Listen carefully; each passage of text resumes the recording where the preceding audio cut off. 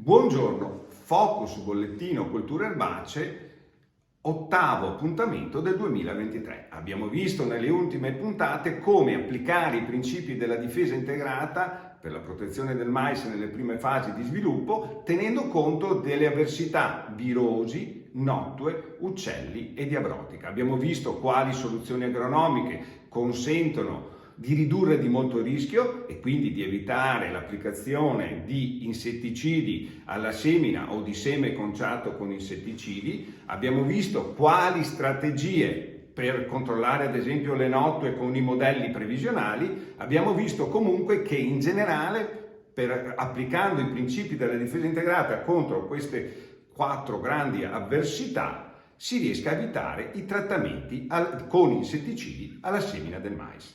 Adesso dobbiamo decidere definitivamente cosa fare alla semina del mais e dobbiamo tener conto a questo punto degli altri fitofagi terricoli, degli altri insetti del terreno, principalmente che possono fare al danno al mais nelle prime fasi, e i più importanti sono gli elatteridi.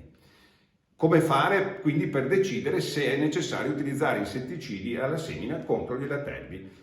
Abbiamo un diagramma che riassume il percorso della difesa integrata. In questo percorso vedete che prima di tutto valutiamo la presenza o meno di fattori di rischio, quali la precessione con prato o con doppi raccolti, elevati contenuti tipo terreno torboso della sostanza organica, cattivo drenaggio del terreno, ad esempio ancora una sistemazione a cavino, oppure elevate catture, si vedono i valori soglia indicativi sempre nel diagramma, con le trappole a feromoni IATRO-REFFE. E questi fattori, unitamente ad altri che potete trovare, ci indicano se è necessario fare qualcosa o meno per capire, per prendere la decisione definitiva. Qualora non ci sia nessuno dei fattori di rischio, la decisione è: non faccio trattamenti e posso comunque coprirmi con delle forme assicurative tipo i fondi mutualistici per coprire comunque questo rischio basso. Qualora ci siano uno o più fattori di rischio, invece devo prendere un altro percorso nel diagramma che potete vedere.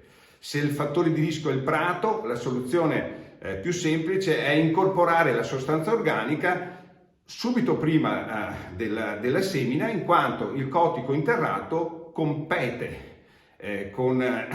attrae le larve di elatteridi e quindi riesce a sottrarre le larve dall'attacco contro i semi e le piantine del mais.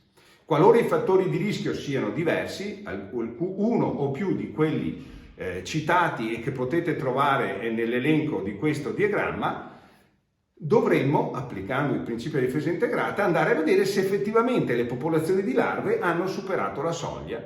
Qualora non abbiano superato la soglia, continuo a non trattare il mais con insetticidi. Qualora invece abbiano superato la soglia, devo prendere altre decisioni, fare altre considerazioni. La valutazione delle popolazioni di larve si può fare con le larve, con le trappole per larve, il cui uso potete vedere nei video il cui link è presentato sempre in questo focus, e comunque potete vederli nei bollettini che sono già stati pubblicati precedentemente sul sito di Veneto Agricoltura, www.venetoagricoltura.org, oppure che potete ricevere scrivendo a bollettino.erbacee@venetoagricoltura.org.